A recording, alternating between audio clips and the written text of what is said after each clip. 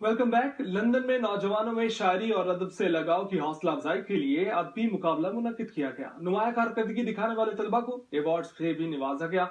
तकरीब का हवाल बता रहे हैं जियो न्यूज के नुमाइंदे Saeed Niazi.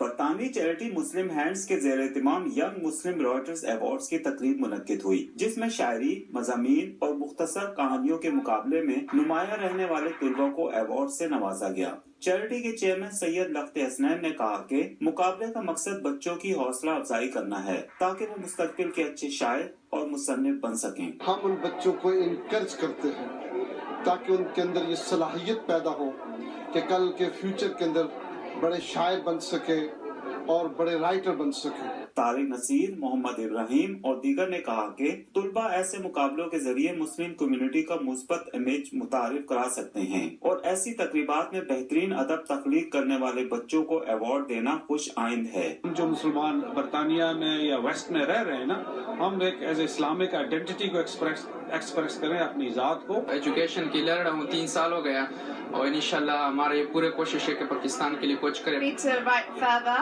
and pursue my writing career. It's really good to have this kind of ceremony that allows our children to write and to contribute and to win awards. It's a big surprise to get the award. तकरीब में शरीक अफराद ने award हासिल करने वाले तुलबा की भरपूर हौसला अफजाई की। कैमरामैन वकार जैदी के साथ सईद न्याजी, जियो न्यूज, लंदन।